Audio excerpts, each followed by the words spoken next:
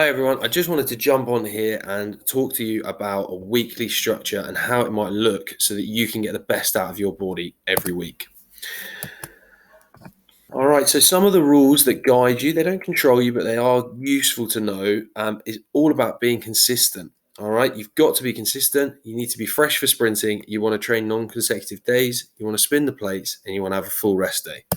Now, being consistent is absolutely vital that you can keep the same program for 4 to 8 weeks. If you keep chopping and changing, your body's not going to be able to adapt. So give it time, let the body adapt. Once we've done that, we want to give it variety after 8 weeks. So once the body has done this for a long time, it's not going to be challenged anymore. So you want to just make sure that you change it up. The key to success is consistency. Can we do this week in, week out, even if we don't want to?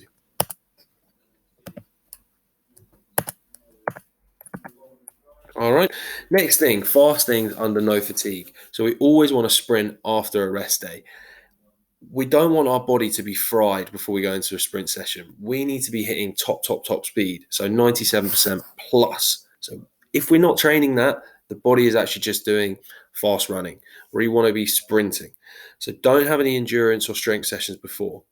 As you get older, you might use priming. So you might do some strength sessions to get a bit of a hit before you sprint. But at this age, basic training age, just sprint with no fatigue. Don't train the same part of your body in consecutive days. Don't do the same workout twice in a row. So if you're sprinting, we don't want to sprint Monday, Tuesday because we need a full day rest between. All right. We also don't want to do a leg strength session and then a leg strength session. We want to split them up 2-3 days to give it time to adapt, recover, and super compensate.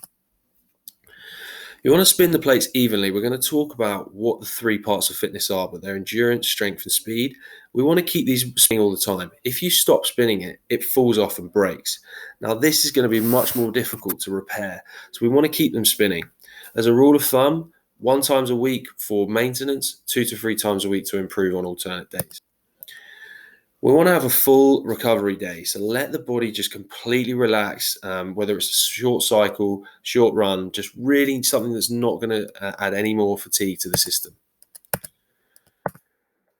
How it works, what's the difference between fitness and performance? Now, in my definition, fitness, health and fitness is for mental and physical well-being. All right, so we need strength and we need endurance for that. We need a healthy heart and we need strong muscles.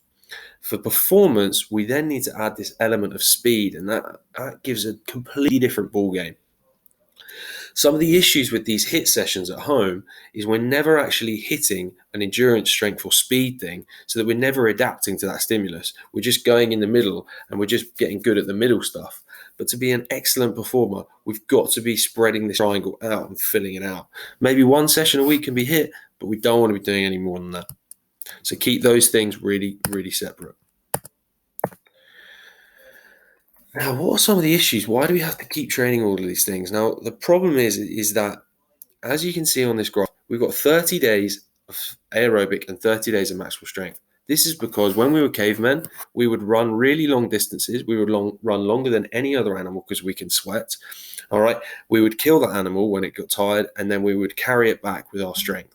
So we needed to be fit and we needed to be strong. We didn't need to be fast because every other athlete every other animal was faster than us. All right. The little bits in between, they come down as quick. All right. So maximal speed is going to be gone in 5 days. So we need to continue training it every week. So how does this look in a weekly structure? Well, if we wanted to maintain our speed and increase our strength and endurance, we might go speed on a Monday, strength on a Tuesday, Thursday, or wherever your game session might be. And then you go endurance. So you might have a run on Thursday, and then you might have a run on the Saturday. Even in this basic program, you've got 3 full days of rest.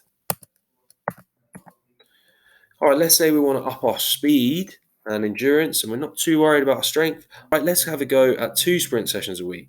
Again, we need full rest days in between. So we've got Sunday and Tuesday as full rest days. Now, this is where I think anyone can be if they really put their mind to it as an athlete.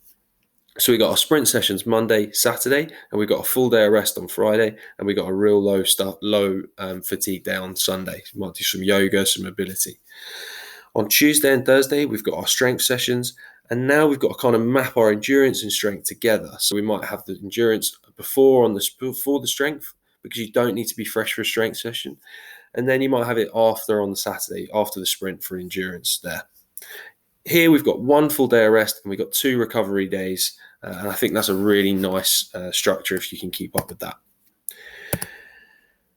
If you were on that harder one, you might not be able to last 5 weeks, but every kind of 5-6 weeks, kind of where half terms would usually lie for schools, you just have a little week off just to allow your body to do something different. You might go swimming, you might just change it up just to allow your body to come down so they can rebuild. All the sessions are going to be in the comments or on another picture. And if you have any questions, just please ask.